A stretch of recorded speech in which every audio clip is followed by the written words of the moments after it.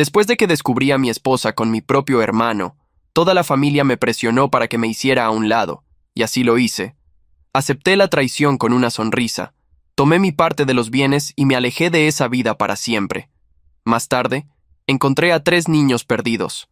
Bajo mi cuidado, crecieron hasta convertirse en un titán del mundo empresarial, un rey de la industria del entretenimiento y una profesora genial buscada por los principales laboratorios de investigación del país.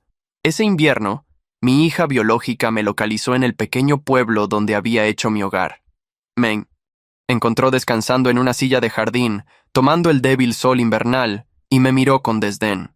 Si la abuela y el abuelo no fueran tan viejos y sentimentales, nunca habría venido a este basurero a arrastrarte de vuelta por las fiestas, dijo, mirando mi modesto y sin terminar patio con desprecio. Después de que te fuiste, mi hermana Lara se hizo cargo de Oracorp, mi hermano Isaac se convirtió en un mega influencer con millones de seguidores, y yo entré en Stanford. Nuestras vidas son mejores que nunca. Me miró con una mirada de triunfo. Entonces, papá, nos dejaste por un poco de dinero. ¿Te arrepientes ahora? Serena me miraba. Su expresión era una máscara de superioridad burlona, claramente esperando que me derrumbara con remordimiento. Pero yo solo la miré y asentí con calma y reflexión. Stanford es una buena escuela, dije. Eso significaba que, de alguna manera, ella y Talia eran exalumnas. Por supuesto, una mente como la de Talia, única en una generación, era otra cosa completamente. Mi falta de una reacción dramática pareció molestarle. Un destello de resentimiento cruzó su rostro antes de ser reemplazado rápidamente por esa sonrisa de desprecio tan familiar. Se acerca el Año Nuevo. También es el cumpleaños número 80 del abuelo. La abuela ya está mayor y está preocupada por ti. Insistió en que viniera a buscarte. Suspiró dramáticamente. Papá, ya eres un adulto. Es hora de que seas un poco más considerado. Pensé por un momento. Le debía a mis padres. Ya estaban viejos. Y pese a la amargura entre nosotros, un hijo tiene un deber.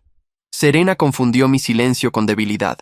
Sus ojos, al recorrer la pequeña casa rural que acababa de comprar y aún no había tenido tiempo de renovar, resumaban desprecio. Parece que no te ha ido muy bien desde que nos abandonaste. Pero no te preocupes, añadió con un tono lleno de falsa magnanimidad. Legalmente sigues siendo nuestro padre. Te enviaremos un cheque cuando seas viejo y no puedas trabajar. Pero que quede claro, puede que la abuela aún te vea como su hijo, pero en nuestros corazones, el verdadero papá siempre ha sido el tío Hugo. Estudié a la joven que tenía delante. El desprecio en sus ojos era idéntico al que vi hace años. Una niña pequeña parada fríamente en lo alto de las escaleras. Era tan pequeña, pero su fuerza fue sorprendente cuando me empujó, ardiendo con fiebre alta, y me hizo caer por las escaleras. Su voz había sido aguda con sospecha. Tú no eres mi papi. El tío Hugo es mi papi. Mamá y papá deben estar juntos. No lastimes a mi papá, hombre malo. Y detrás de ella, escondido entre las sombras, mi hermano Hugo llevaba una expresión de júbilo triunfante. El empujón de Serena me había fracturado una pierna. Combinado con la fiebre, estuve inconsciente en el hospital durante 3 días, pero al despertar, todos se pusieron del lado de Hugo, acusándome de acosarlo. Hermano, puedes golpearme, maldecirme, calumniarme, lo aceptaré, dijo Hugo con lágrimas en los ojos. Pero no puedes usar a tu propia hija en tus planes. Solo lo toqué suavemente, sollozaba Serena de 7 años, su pequeño cuerpo temblando. Papá se cayó solo, la miré con asombro. Serena, ¿por qué estás mintiendo? Solo lloró más fuerte. No estoy mintiendo, el que miente eres tú. Ibas a golpear al tío. Hugo. Hugo la levantó en un abrazo protector, secando sus lágrimas. Mi esposa, Bianca, permanecía al lado, con el rostro oscuro de furia. Tienes 7 años, Víctor. ¿Puede una niña de 7 años mentir así? ¿Cuánta fuerza podría tener una niña? Dios, Víctor, ¿cómo puede un hombre ser tan mezquino? Y, además, escupió. Las palabras como veneno. Ella es tu hija. Mirando a Serena ahora, la niña que había defendido a mi traidor, mi corazón se sentía como un yermo desolado. Sí, era mi hija. el tesoro que había amado, convertido en un arma en manos ajenas y clavado profundo en mi pecho. Todo lo que sentía ahora era una decepción profunda y cansada que dibujó una sonrisa sarcástica en mis labios. No te preocupes. Tu madre y yo estamos divorciados desde hace tiempo. Me iré justo después de las fiestas. Antes de irme, envié un mensaje al chat grupal que compartía con mis verdaderos hijos. Este año pasaremos el año nuevo en casa de su abuela. 3 respuestas inmediatas de «Entendido, papá» iluminaron mi pantalla, y una calidez se extendió por mi pecho. En todos estos años, con estos hijos a mi lado, nunca me sentí solo. Al día siguiente, empaqué una pequeña maleta y regresé con Serena a la antigua casa familiar. Entraba en la casa y era exactamente como la recordaba. Por un momento, me sentí perdido en el tiempo. Nada había cambiado. Al ingresar, vi de inmediato al hombre que ahora Serena llamaba padre, el actual esposo de mi exesposa, mi propio hermano, Hugo, vestido con un traje perfectamente entallado y gafas de montura dorada, se movía entre los amigos y familiares con un aire de encanto académico. En cuanto me vio, su rostro se iluminó con una sonrisa cálida y acogedora. «Hermano, ha pasado tanto tiempo. Estábamos tan preocupados por ti. Hoy es el cumpleaños número 80 de... Papá, todos esperábamos que vinieras. Hace frío afuera, entra, tómate un té caliente». Los familiares alrededor comenzaron a murmurar. Sus miradas eran una mezcla de curiosidad y juicio. Yo era el hijo mayor que había desaparecido por años, descuidando a su familia. Sabía exactamente qué juego. Estaba jugando Hugo, pero no tenía ganas de participar. Serena, sin embargo, frunció el ceño y me empujó para pasar corriendo junto a Hugo, hablando en voz deliberadamente alta. «Papá, te traje muchos regalos. Mira este reloj. Serena, eres una buena hija. Es hermoso, debe haber costado una fortuna», dijo Hugo, lanzándome una mirada con un destello de triunfo en los ojos. «Fue solo con mi beca. Además, es lo mínimo que una hija puede hacer por su padre». Observando esta conmovedora escena de amor filial, bebí mi té con calma. Serena era una buena niña. Solo tenía al padre equivocado. «Víctor, hijo mío». Mi madre salió apresurada de una habitación interna, los ojos llenos de lágrimas al verme. «Has sufrido todos estos años. Estás tan delgado. Qué bueno que volviste. Qué bueno». Me miraba con verdadero dolor en sus ojos. Sabían que habían sido injustos con su hijo mayor. Cuando las inversiones de mi padre fracasaron y la familia se fue a la bancarrota, fui yo quien dejó los estudios para trabajar. Ellos usaron el dinero que les mandaba para apenas sobrevivir y pagar los estudios de Hugo. Más tarde, usé mis ahorros para recomprar la casa familiar, para que pudieran jubilarse tranquilos. Cuando Hugo regresó de sus estudios en el extranjero, yo le conseguí trabajo en Oracorp, mientras me quedaba en casa criando a los 3 hijos. Una sonrisa amarga se dibujó en mis labios. ¿De qué sirvió tanto esfuerzo? Siempre habían preferido a Hugo, el hijo pulido, bien educado, que compartía sus sensibilidades. Yo solo era el vergonzoso esposo que se quedaba en casa. Mientras Oracorp crecía, Hugo parecía el heredero de una fortuna. Era a él a quien Bianca llevaba a las galas y a los eventos de la alta sociedad, aunque fui yo quien la ayudó a construir la empresa desde cero. Yo fui quien crió a los niños. Yo fui quien renunció a su propia educación por su hermano. Y sin embargo, cada uno de ellos le dio su lealtad, su amor, a él. Mi esposa, mi compañera, tuvo una aventura con su propio cuñado justo frente a mis ojos. Y todos, incluidos mis propios hijos, lo encubrieron. «Papá, el tío Hugo ya es parte de nosotros. Estudió en el extranjero. Es mejor para todos que él sea el hombre al lado de mamá», me dijo con cuidado mi hija mayor, Lara. «Sí, papá. La imagen lo es todo en nuestro círculo», añadió mi hijo Isaac, asintiendo con seriedad. «El tío Hugo es el único que me entiende. Él es mi verdadero papá», declaró Serena sin titubear. Fue entonces cuando lo supe. Mi esposa estaba enamorada de mi hermano, y mis hijos ya no eran míos. La noche que descubrí la infidelidad, mis padres me sentaron para una larga conversación. «Tu hermano es testarudo. Por fin regresó de sus estudios, y nuestro apellido tiene cierto prestigio ahora. No podemos permitir que siga soltero para siempre, ¿cierto? Somos familia. Él será bueno con los niños. Solo di que tú y Bianca se divorciaron hace tiempo, me dijeron. Te daremos otra casa. Puedes mudarte por un tiempo, para evitar chismes. Víctor, dijo mi padre, con palabras como dagas en mi corazón. Solo cede tu lugar a tu hermano. Mirando el absurdo, grotesco teatro de mi familia, firmé los papeles del divorcio sin pelear. Tomé mi parte de los bienes y salí de esa casa y de esa vida sin mirar atrás. Me mudé al campo y compré una casa pequeña y sencilla. La vida era tranquila, dedicada a mis flores y huerto.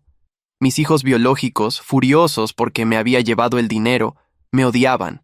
En sus ojos, yo era un hombre ruin que había usado a una mujer para ascender y luego había abandonado a su familia por codicia. Se negaban a llamarme padre. No importaba. Con el tiempo, encontré a 3 nuevos hijos. La primera fue Claire, que se escapó del pueblo vecino cuando sus padres intentaron venderla a un borracho local por una miseria. Les pagué el doble y le compré una nueva vida. Era hermosa y aprendía increíblemente. Rápido. El segundo fue Leo, un chico que casi muere a golpes por robar un pan en una tienda. Pagué los daños, lo llevé a casa, le cociné una comida caliente y le di ropa limpia. Una luz se encendió en sus oscuros y desesperanzados ojos. Italia. Claire y Leo la encontraron en la estación de autobuses, abandonada. Era solo una niña, mirando el autobús que partía con una expresión de pérdida pura y desolada. Suspiré, aferrándome a mi billetera cada vez más vacía, y rechinando los dientes, les dije que la trajeran a casa. Durante años, ellos fueron los que se quedaron a mi lado. Ahora, que volviste, deberías quedarte, dijo mi madre entonces, su voz cargada de emoción. Has pasado por tanto, hijo mío. Él fue quien no nos quiso, bufó Serena desde un rincón. Mamá dijo que lo habría cuidado. Supongo que por fin se dio cuenta de que no sirve para el mundo real, ¿eh? La miré. Destello de desprecio puro en mis ojos. La había criado con tanto cuidado. Su salud era frágil de pequeña, y yo siempre estuve a su lado. Pero ella odiaba mi atención, mis restricciones, y prefería a Hugo, que la dejaba hacer lo que quisiera. Antes de que pudiera responder, mi padre entró con Bianca, y los demás, riendo y hablando. ¡Abuela! ¡Abuelo!, gritó Isaac abrazando a nuestra madre. En cuanto me vio, su sonrisa se congeló, y una expresión de repulsión cruzó su rostro. ¿Qué haces aún aquí? Papá, ¿qué clase de escena intentas causar ahora? Yo lo invité a volver, espetó mi madre antes de que pudiera hablar. Honestamente, traerlo de vuelta para Año Nuevo... ¡Qué mala suerte!, murmuró Serena por lo bajo. Los rostros de mi padre y de Bianca también se agriaron. Mi hermano casi nunca viene a casa, dijo Hugo, dando un paso al frente y actuando como el anfitrión magnánimo. Los invitados murmuraban entre ellos. El hijo menor es tan razonable. Dicen que estudió en el extranjero. Se nota que es más sofisticado. ¿Qué clase de padre tan cruel abandona a sus propios hijos? Abuelo, te trajimos regalos, anunció Isaac alegremente. El asistente ya se encargó de que los entreguen más tarde. El rostro de mi padre se iluminó con eso. Dicen que los hijos de esta familia son tan exitosos. La hija mayor es la CEO de Oracorp. El hijo es un influencer con millones de seguidores. Y la menor es una estudiante destacada en Stanford. Esa Bianca sí que mejoró al casarse. Y pensar que su primer esposo fue tan tonto, echándolo todo a perder por un poco de dinero, dijo un invitado antes de que su esposa lo hiciera callar con un codazo. Entonces, el rostro de mi padre se oscureció.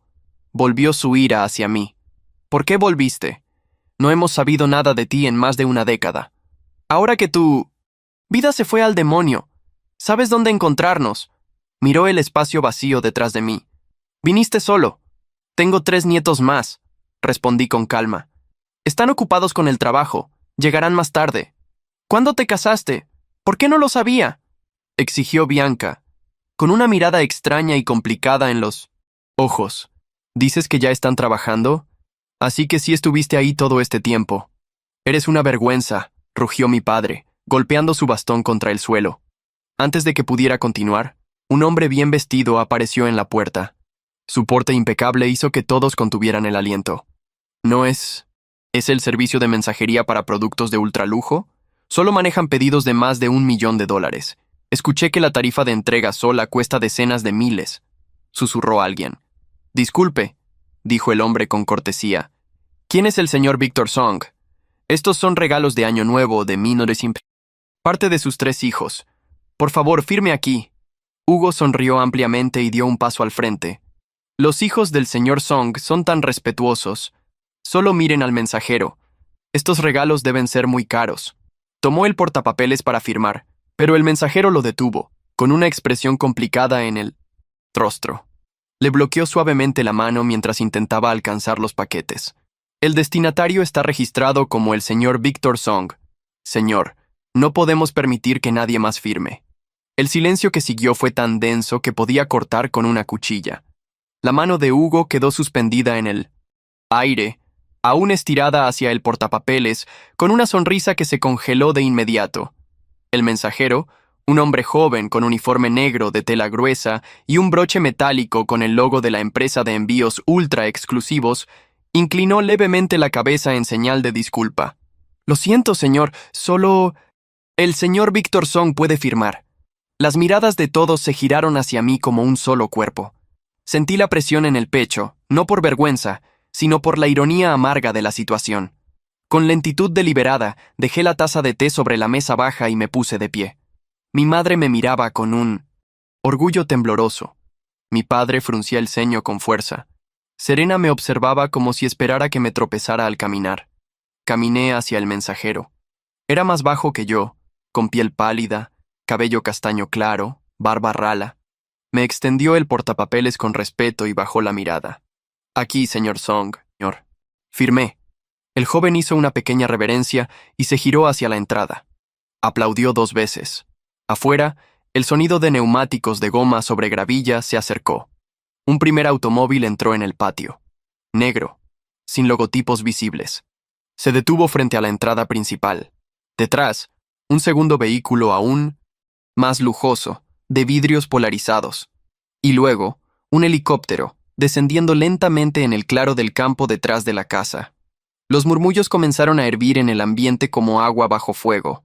Del primer auto bajó una mujer negra, alta, de trenzas gruesas, con un abrigo de corte militar y tacones. Su rostro tenía una dureza majestuosa. Claire, susurré sin querer. El segundo vehículo dejó salir a un hombre con piel oscura y cabello rapado, ropa informal cara, varias tatuajes discretas asomando bajo su chaqueta. Leo. Y por último, del helicóptero descendió una figura delgada, con una mochila de tela gris en un hombro, cabello rubio casi blanco recogido en una coleta, lentes de aro fino, un suéter viejo con el cuello caído. Talia. Claire entró sin saludar, con una caja envuelta en seda dorada entre los brazos. Leo seguía silbando como si no entendiera la tensión del ambiente. Talia caminaba despacio, mirando las paredes de la casa con una nostalgia incomprensible. Disculpen, dijo Claire. Nos atrasamos. La tormenta sobre el campo dificultó el aterrizaje del helicóptero. Mi padre se enderezó en su asiento, claramente confundido. ¿Quiénes? Somos los hijos de Victor Song, dijo Claire con claridad. Venimos a celebrar con nuestra familia. Nadie se movió. Bianca palideció. Hugo tragó saliva.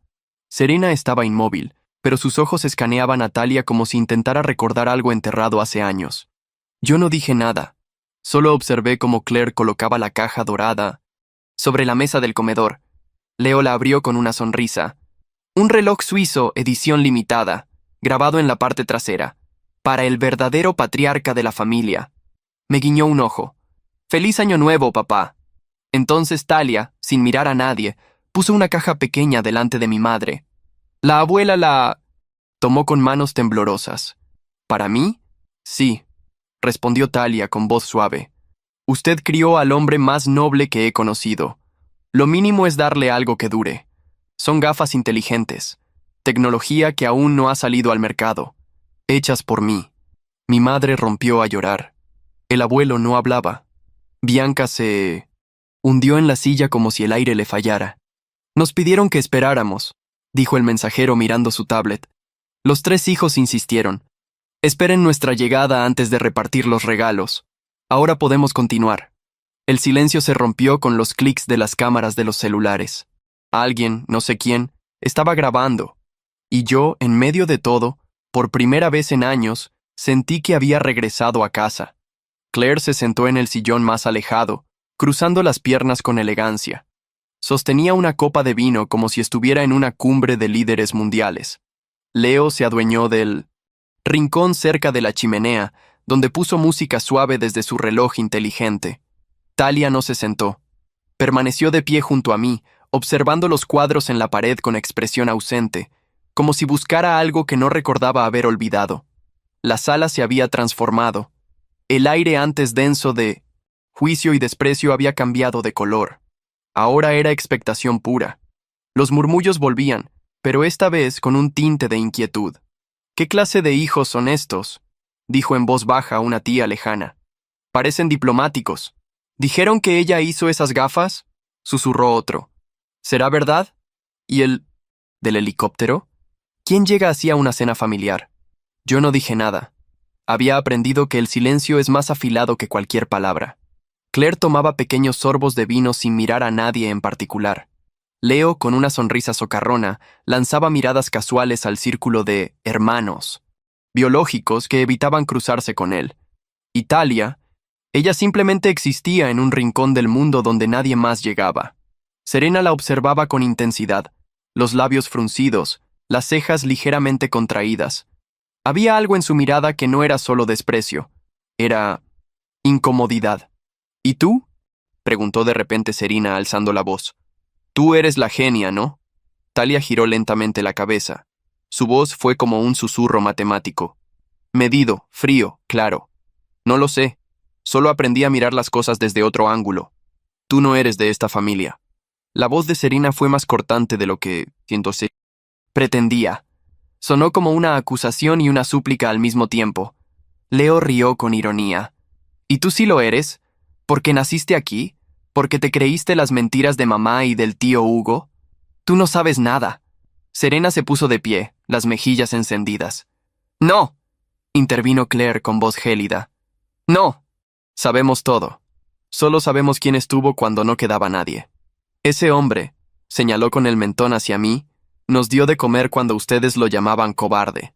Leo tenía la costilla rota. Talia dormía con fiebre en el suelo de una estación de buses. Y yo...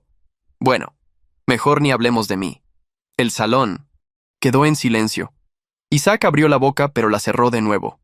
Mi papá no abandonó a nadie, continuó Claire. Él fue abandonado. Por ustedes. El abuelo se removió en su silla, molesto. La abuela tenía los ojos chillos de lágrimas. Bianca bajó la cabeza. Hugo fingía observar el reloj. «Qué conveniente», dijo Serena con un brillo herido en la mirada. ¿Ahora quieren parecer mártires? Talia se acercó a ella.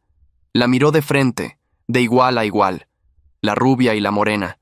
La científica y la estudiante de élite. El silencio entre ellas era eléctrico. ¿Tú recuerdas a alguien sentado a tu lado cuando tenías fiebre?, preguntó Talia. Serena frunció el ceño. ¿Qué? Cuando tenías 7 años. Febril, delirante. ¿Recuerdas una canción? ¿Una voz? Serena tragó saliva. El rubor en sus mejillas no era rabia. Era algo más viejo, algo enterrado. Estabas muy enferma, te hablaban desde el pie de la cama. Pero no era Hugo. ¡No!, musitó Serena, retrocediendo un paso. Talia no sonrió. No necesitaba hacerlo. Dio la vuelta con calma y regresó a su rincón, dejando a Serena sola con sus pensamientos. Yo respiré hondo. No podía protegerla de lo que ella misma empezaba a recordar. Las copas tintineaban con una sincronía vacía, como si alguien hubiese obligado al salón entero a seguir un guión que nadie quería representar. Mi padre, aún de semblante severo, levantó su copa al aire. Serena no participó. Bianca miraba el fondo del vino como si buscara respuestas. Hugo sonreía, siempre. Sonreía, como si todo le perteneciera. «Por la familia», dijo el abuelo. «Por la familia», respondieron algunos a media voz. Yo no alcé mi copa. Solo observé. Fue entonces cuando Claire se levantó, deslizando su copa sobre la mesa sin beber. Se paró al lado de la chimenea, donde el calor apenas alcanzaba a iluminar su silueta elegante. Las trenzas descansaban sobre su abrigo negro. Su expresión era de acero templado. Yo también quiero hacer un brindis. Los murmullos se apagaron. Bianca frunció el ceño. Hugo seguía sonriendo, pero sus ojos se afilaron. Quiero brindar por el hombre que me recogió cuando no era más que una cifra para mis padres. Me estaban vendiendo, ¿saben? Por una deuda de juegos. Tenía 15 años. La casa olía a cerveza y desesperación. Pero él miró hacia mí, apareció con una chaqueta vieja y una mirada tranquila. Me ofreció una salida. No pidió nada a cambio. Bebió un sorbo. Me enseñó a pensar antes de hablar, a no rogar respeto, sino a imponerlo con acciones. Yo no estaría viva, mucho menos aquí, si no fuera por él. Leo se levantó también. Caminó hacia la mesa, sonriendo como siempre, pero esta vez sin humor. Yo robaba. Sí, robaba pan. Y también relojes. No porque me gustaran, sino por hambre. Me partieron las costillas una vez frente a todos. Nadie hizo nada. Excepto él. No me denunció. Me dio comida caliente y ropa limpia. Me dijo que no importaba lo que hiciste, sino lo que estás dispuesto a hacer mañana. Levantó la copa. Hubo un silencio, espeso, lleno de miradas cruzadas, por el único hombre que nunca me miró como basura. Talia se quedó sentada. Todos esperaban que hablara. Serena más que nadie. Pero ella no se movió. Solo deslizó sus dedos sobre el borde de la copa, como si afinara un instrumento invisible. No tengo historias dramáticas que contar, dijo al fin sin levantarse. Solo recuerdo estar sola, siempre sola, hasta que un día encontré una nota pegada en la nevera de una casa desconocida. Hoy cenamos sopa, no olvides regar las violetas.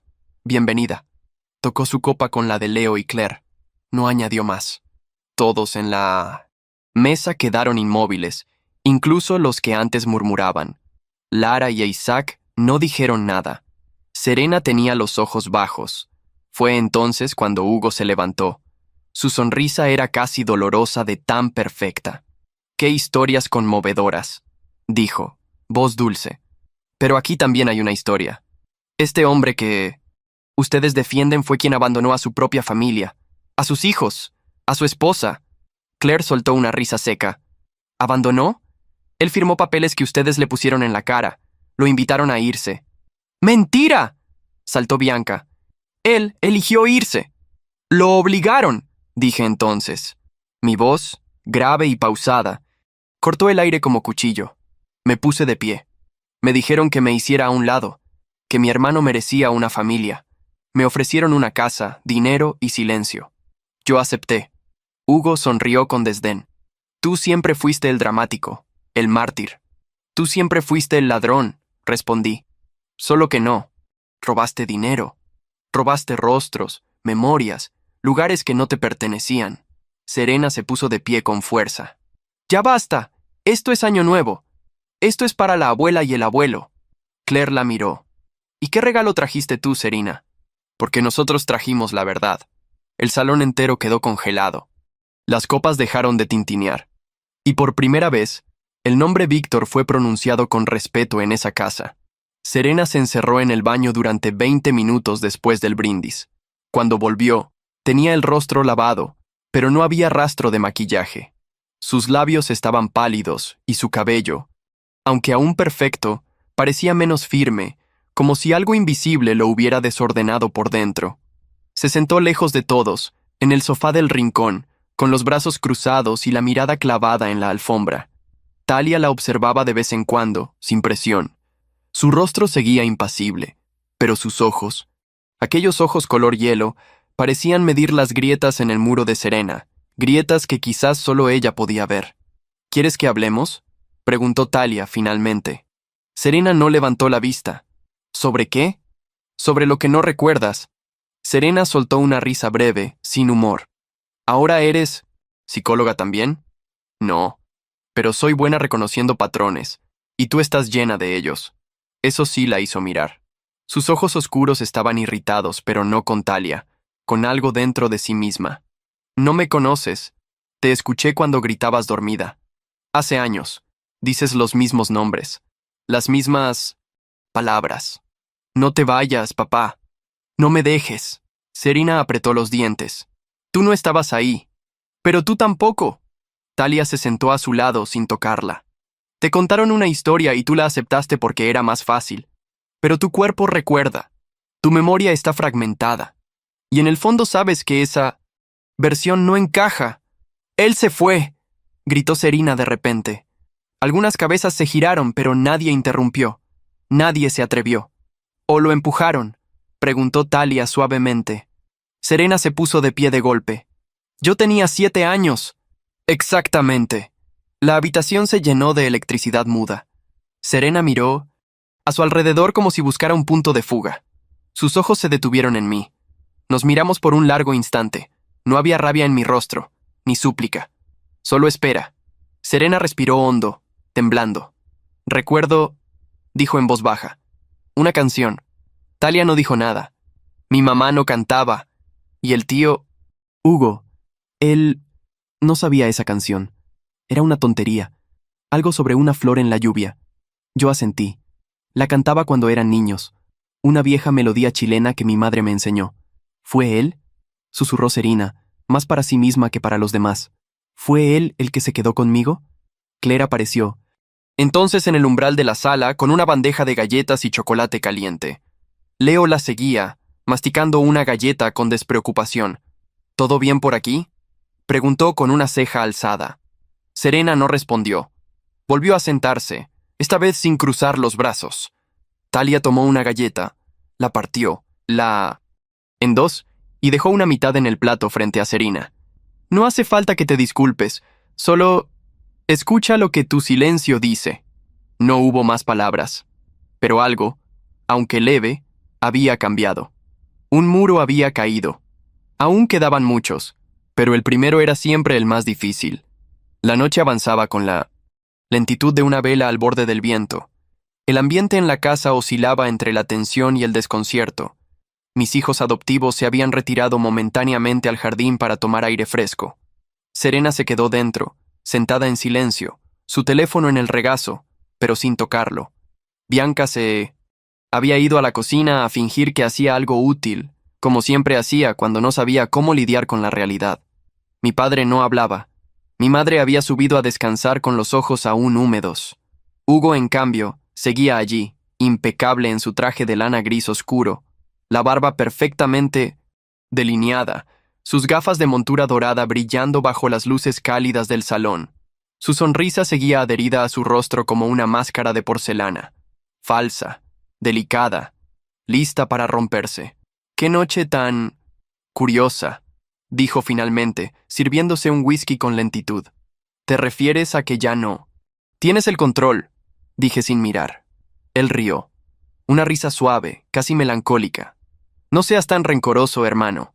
Siempre fuiste el más orgulloso, ¿recuerdas? El que no aceptaba ayuda.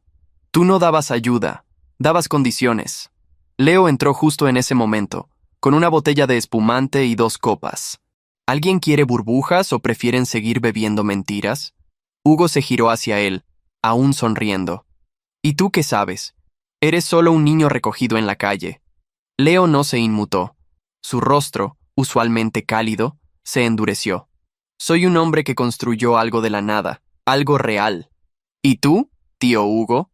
¿Qué construiste tú sin robar? ¡Basta!, dijo Bianca, volviendo de la cocina con las mejillas encendidas. Esta no es tu casa, Leo. No puedes venir aquí a juzgar. Tienes razón, respondí, alzando la voz por primera vez en mucho tiempo. Esta casa no es suya. Esta casa me pertenece. Bianca se giró hacia mí con incredulidad. ¿Qué estás diciendo? Saqué del bolsillo interior de mi abrigo un sobre cerrado, viejo pero bien conservado. Lo abrí con calma y extendí los papeles sobre la mesa. Documentos legales, firmas, sellos notariales. Fui cofundador de Oracorp. Registré la casa a mi nombre cuando la recompré. El testamento original de mis padres aún me nombra como único heredero directo. Hugo nunca lo mencionó. Tú tampoco. Isaac y Lara, que acababan de bajar las escaleras, se detuvieron al escuchar eso. Hugo palideció. Por primera vez, su sonrisa se resquebrajó. ¿Estás ¿Estás mintiendo? Farfulló Bianca. Consulta con tu abogado, dije simplemente. Lara avanzó lentamente, tomó uno de los papeles y lo leyó con el ceño fruncido. Esto es verdadero. El registro de propiedad está a su nombre desde hace más de 10 años. Isaac se acercó con expresión confusa. Papá, ¿por qué nunca nos dijiste nada? Porque ustedes no eran mis hijos cuando firmé estos papeles. Mi voz fue baja, pero firme. En sus ojos, yo ya era un estorbo. No necesitaban un padre, solo un culpable. El silencio se instaló como una neblina espesa. Fue entonces cuando Hugo, sin máscara alguna, gritó. Siempre fuiste débil, Víctor, un hombre de campo. Nunca debiste estar con Bianca. Nunca debiste tener esa empresa. Tú no sabías qué hacer con nada de eso. Tú sabías qué hacer con todo, excepto con la verdad, dije. Leo estalló en una carcajada. Y por fin, el actor se quedó sin libreto. La noche no había terminado, pero Hugo sí. Su voz se apagó. Su cuerpo se dejó caer pesadamente en la silla más cercana, y por primera vez en años vi a mi hermano menor sin su disfraz. Solo un hombre cansado de sí mismo. Bianca me seguía por el corredor como una sombra que ya no sabía cómo proyectarse. Sus tacones golpeaban el piso de madera con una insistencia vacía. La última discusión con Hugo la había dejado temblando. Ya no gritaba, ni cuestionaba, ni sonreía con arrogancia. Solo me seguía. Víctor, dijo cuando estábamos lejos de los demás, necesito hablar contigo. Me detuve. La puerta trasera daba al jardín que yo mismo había sembrado años atrás antes de irme. Las rosas aún florecían, torcidas, salvajes, como todo lo que alguna vez toqué. Bianca, de pie bajo la luz tenue del alpendre, parecía más joven de lo que recordaba, o más frágil. Sus ojos azules estaban hinchados. El maquillaje había desaparecido. Por fin, ella no estaba actuando. ¿Lo sabías todo este tiempo?, preguntó con voz quebrada. ¿Sabías que Hugo me perseguía desde antes? ¿Sabías que los niños me despreciaban? Asentí lentamente. Lo supe, pero preferí no verlo. Amar no es vigilar. Es confiar. Ella bajó la mirada. Yo pensé que él me entendía mejor, que tú te conformabas con poco, con tu huerto, con tus libros viejos, con tu casa sencilla. Siempre fuiste demasiado tranquilo. Y tú, demasiado inquieta. Respondí sin rencor. Hubo un silencio largo, solo interrumpido por el viento moviendo las ramas. ¿Y si me hubiera quedado?, preguntó de pronto. ¿Si hubiera elegido quedarme contigo? Entonces, dije sin dudar, te habrías destruido por dentro. Ella rió entre lágrimas. Eres cruel cuando dices la verdad. No, solo no te odio. Eso la desarmó. Se sentó en el banco de piedra junto al limonero, ese que plantamos cuando Serena nació. Las hojas bailaban sobre ella, como si quisieran cubrirla de algo que ya no se podía proteger. Cuando Hugo se cansaba de fingir, me hablaba como si yo fuera una empleada. Cuando los niños lloraban, se encerraba en su estudio. Cuando tú te fuiste, me di cuenta de que habías sido tú todo el tiempo. Fuiste tú quien me empujó, le recordé. Tú quien negó que una niña pudiera mentir. Tú quien pidió que firmara sin rechistar. Estaba asustada y sola. Tenía miedo de perder el mundo perfecto que habíamos construido. Aunque fuera mentira. Y lo perdiste igual. Bianca se cubrió el rostro con las manos. Lloró, no con escándalo, con ese llanto profundo y sin solución que solo conocen los que entienden demasiado tarde. No vine por venganza, le dije después de un rato. Vine porque mis padres me lo pidieron, y porque mi hija me miró a los ojos con desprecio y no sentí nada. Esa fue mi señal de que ya no era suyo, ni de nadie, excepto de los que me eligieron. Bianca se levantó lentamente. Caminó hasta mí. Por un instante pensé que iba a abrazarme, pero no lo hizo. Solo puso una mano en mi brazo, cálida, insegura. ¿Hay redención para alguien como yo? Hay consecuencias. Y hay caminos nuevos. Tú eliges cuál seguir. Ella asintió. Sus dedos me soltaron. Se dio media vuelta y volvió a la casa, sola, como había vivido desde que me traicionó. Desde el umbral, Claire la observaba con los brazos cruzados. Sus ojos eran 2 cuchillas envainadas. Cuando Bianca pasó junto a ella, la joven no se movió. Pero Bianca sí. Bajó la cabeza. Había perdido incluso el derecho a levantarla frente a mi hija. Había pasado la medianoche, pero nadie parecía tener prisa en marcharse. Las luces seguían encendidas, y la atmósfera en la casa era como una olla que apenas había comenzado a hervir. Las conversaciones eran más susurros que palabras. Algunos invitados se habían retirado discretamente. Otros permanecían por puro morbo. Lara y Isaac estaban sentados juntos en el antiguo escritorio del abuelo, en el salón contiguo. El aire olía a cuero envejecido y madera barnizada. Ella, con su cabello negro recogido en un moño apretado, sostenía una carpeta vieja. Él, con los dedos tamborileando nerviosamente sobre la mesa, observaba su teléfono sin verlo realmente. «Esto no tiene sentido», murmuró Isaac. «Siempre nos dijeron que Papá abandonó todo por codicia.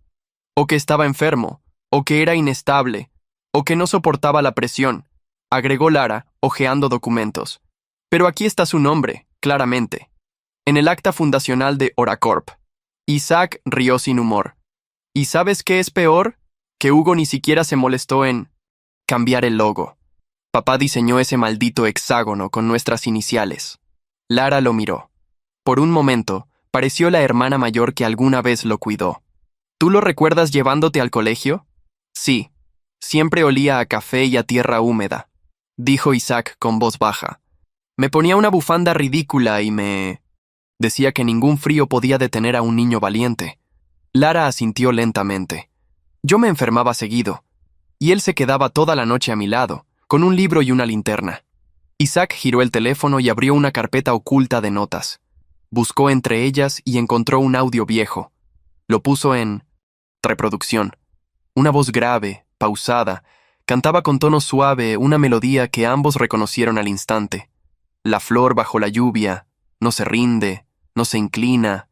«Pensé que era una canción de mamá», dijo Lara, «pero nunca la escuché cantarla».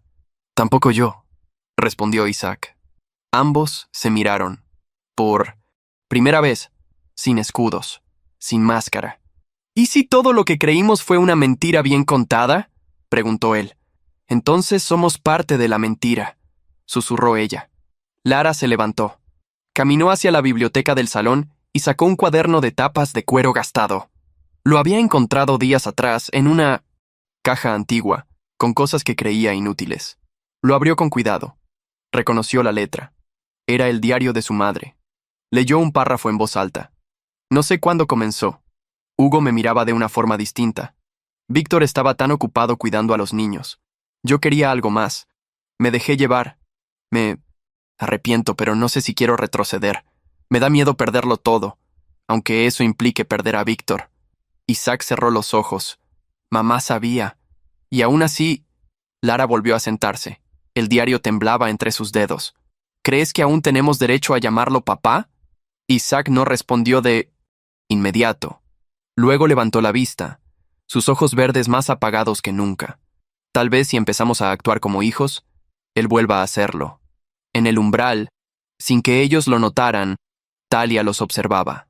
No con juicio, sino con una tristeza serena, como quien presencia el deshielo de un invierno muy largo. El desayuno del día siguiente fue más silencioso que cualquier comida anterior. El sol invernal entraba por las ventanas altas del comedor, dorando la mesa larga donde ahora nadie tenía mucho que decir. El abuelo se sentó en la cabecera, su bastón descansando sobre el regazo. La abuela lo acompañaba con las manos cruzadas frente al plato, como si rezara sin hablar. Claire y Leo estaban a mi lado. Talia no había bajado aún, Serena tampoco. Isaac y Lara llegaban con ojos cansados y una tensión que ya no ocultaban. Bianca no apareció. Hugo, sí, impecable como siempre, aunque sus ojos tenían esa sombra de los que han dormido mal y soñado peor. Yo no esperaba nada más de esa mañana, pero la abuela se levantó de pronto, caminó lentamente hacia el aparador, abrió una de las gavetas inferiores y sacó un sobre viejo, sellado con cera ya agrietada. «Esto lo guardé hace muchos años», dijo. «Tu padre pensó que lo había destruido, pero no pude. Lo escondí en el doble fondo del mueble donde guardamos las vajillas de plata». El abuelo frunció el ceño. ¿Qué haces, Mariela? Lo que debí haber hecho hace 15 años, respondió ella con firmeza. Me entregó el sobre con las manos, temblorosas. Lo abrí despacio. Dentro estaban los documentos originales del testamento familiar, el verdadero, con fecha de casi 20 años atrás. En él, mi padre me nombraba único heredero de la casa, del nombre y del patrimonio familiar restante. No figuraban cambios, adiciones, ni menciones a Hugo, ni a Bianca. Yo no recuerdo haber firmado esto, dijo el abuelo, pero su voz era débil, vacilante. Lo firmaste, afirmó la abuela, después de que Víctor recompró la casa con sus propios ahorros, después de que ayudó a Hugo a conseguir trabajo. Dijiste que era justo. La tensión en la sala se volvió tangible. Hugo bajó la vista. Lara y Isaac se miraron entre sí. Entonces lo reescribimos más tarde, musitó Hugo. Solo por conveniencia. ¿Conveniencia? Intervino Claire con frialdad. ¿O ambición? Leo sacó su teléfono. Tomó una foto del documento. Ya envié esto a mis abogados, dijo, casi con diversión. Solo para proteger al viejo. El abuelo me miró con ojos cansados. Víctor, hijo, yo no recuerdo cuándo te dejamos solo, pero fue un error. Tal vez el peor. No supe qué responder. Las palabras del hombre que me expulsó sonaban vacías ahora, pero su voz tenía algo nuevo. Vergüenza. Serena bajó entonces las escaleras. Su cabello estaba desordenado. Llevaba una bufanda vieja. Mía, reconocí. Y un gesto indeciso. Se detuvo al ver el papel en mis manos. ¿Qué es eso? Talia apareció justo detrás de ella, aún abrochando los últimos botones de su abrigo. El testamento. Original, dijo simplemente. Entonces, Serena tragó saliva. Todo lo que nos dijeron, todo lo que yo grité, era mentira. Lara se acercó a ella. No la abrazó, pero puso una mano sobre su hombro. No fuimos justos, dijo en voz baja. Isaac se sumó, de pie junto a mí. Papá, no sé si puedes perdonarnos, pero creo que ya no podemos seguir fingiendo. No dije nada, solo puse el testamento sobre la mesa, y por primera vez en mucho tiempo sentí que algo se equilibraba en ese hogar, no por justicia divina, sino porque, al fin, la verdad había encontrado un lugar donde descansar. Talia se había escapado del bullicio antes del almuerzo. Nadie preguntó por ella. Claire, como siempre, supo exactamente dónde encontrarla. La vio a lo lejos, sentada sobre la cerca que rodeaba el viejo huerto de limoneros, con las piernas colgando como una niña que nunca fue. Llevaba suéter gris, jeans descoloridos y el cabello recogido en una trenza improvisada. El cuaderno de laboratorio descansaba sobre sus rodillas, aunque no lo abría. Solo miraba hacia el horizonte. ¿Esperando el apocalipsis?, bromeó Claire, acercándose. Esperando que la tierra se trague esta casa. Sería más rápido, respondió Talia sin girarse.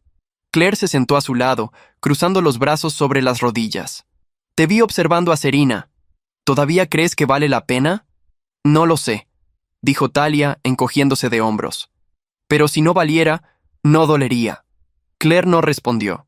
Ambas sabían que algo había cambiado. No, solo en Serena, sino en ellas. A lo lejos, se escuchó un cello. Las notas eran lentas, puras, como si salieran del suelo mismo. Talia levantó la cabeza. Claire sonrió. Ahí está tu poeta rural. No es poeta, es músico.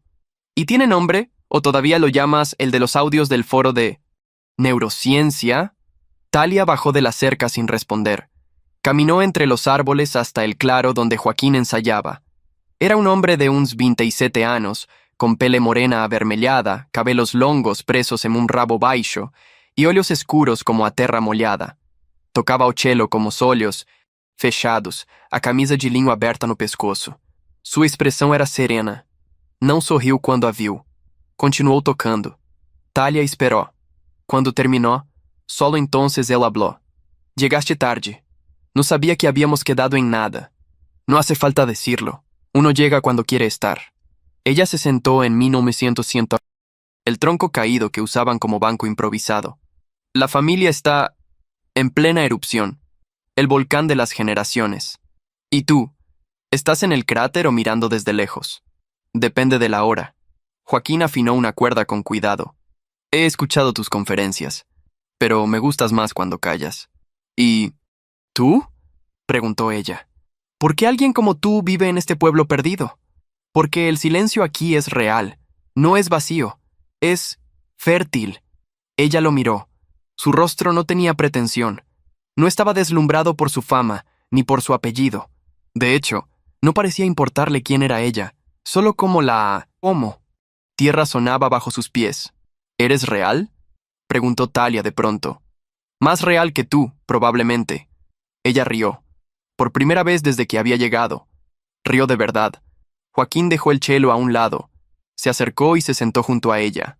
Me voy mañana, dijo Talia sin mirarlo.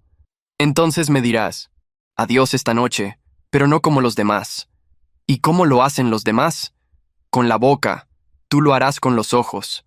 Talia lo besó sin aviso, breve, directo, como alguien que no teme perder lo que nunca pensó tener. Y luego se fue, sin mirar atrás. Pero esa noche, al volver a la casa, llevaba una flor silvestre en el pelo. Una que no estaba allí antes. El primer día del año amaneció cubierto por una neblina espesa que abrazaba la casa como una vieja manta, áspera pero familiar. Salí al jardín temprano, con mi taza de café y mis herramientas de siempre. El huerto había sobrevivido ao inverno. Teimoso como eu. Cada planta que cuidava me conhecia melhor do que meus irmãos. Escuché pasos detrás de mí. No me giré. Conocía ese ritmo. ¿Qué haces tan temprano?, preguntó Serena, su voz aún áspera por el sueño o por el orgullo. Las plantas no entienden de feriados, respondí agachado, quitando la maleza junto a las caléndulas. Ella se acercó. Llevaba un abrigo demasiado caro para ese suelo húmedo, pero no se quejó. Se acuclilló a mi lado. La vi luchar con las manos al principio, con torpeza, pero no paró. ¿Esto es lo que hacías todos los días? Sí. ¿Y pensabas en nosotros? Cada mañana. Guardó silencio. Su respiración se acompasó con la mía. Anoche soñé que tenías razón, que todo lo que me contaron fue una gran obra de teatro. No necesitas que lo confirme. Ya lo sabes. Me miró. Sus ojos estaban limpios por primera vez en años. No puedo cambiar lo que dije, ni lo que creí. No te pido que lo hagas, le dije, arrancando otra raíz. Solo que no repitas las mentiras que te dijeron. Se quedó quieta. Luego asintió. Claire me dejó una carta. Leo me dio un abrazo. Italia. Su voz se quebró. Ella no me odia, a pesar de todo. Porque aprendimos que el amor no se mendiga, se ofrece. Le tendí una semilla. Ponla ahí, cúbrela. No muy profundo. Ella obedeció. Sus dedos temblaban un poco. ¿Qué es? Una amapola blanca. Florece rápido, pero hay que estar ahí para verla. Nos quedamos así, en silencio. Padre e hija, no por nombre, por elección. La puerta trasera se abrió. Claire, con las trenzas recogidas en un turbante, se acercaba con una canasta. Leo venía detrás, tarareando una canción sin letra. Talia llegó por último, y con ella, Joaquín. Isaac y Lara salieron también, despacio. No dijeron nada. Se acercaron al huerto. Sin palabras, cada uno tomó una herramienta. Incluso, Bianca observaba desde la ventana, con ojos que ya no exigían. Solo pedían entender. Era una escena absurda. 6 adultos plantando flores en enero. Pero en esa locura tranquila, algo se ordenó. Mi madre, desde el pórtico, sostenía una taza y sonreía. Mi padre no bajó, demasiado orgulloso. O demasiado avergonzado. No importaba. Cuando el sol finalmente rompió la neblina, vi a mis hijos bajo su luz. No los que traje al mundo, sino los que eligieron quedarse. Y también a aquellos que estaban intentando volver. Y por primera vez, no sentí que había sido expulsado. Había elegido irme. Y ahora al fin elegía quedarme.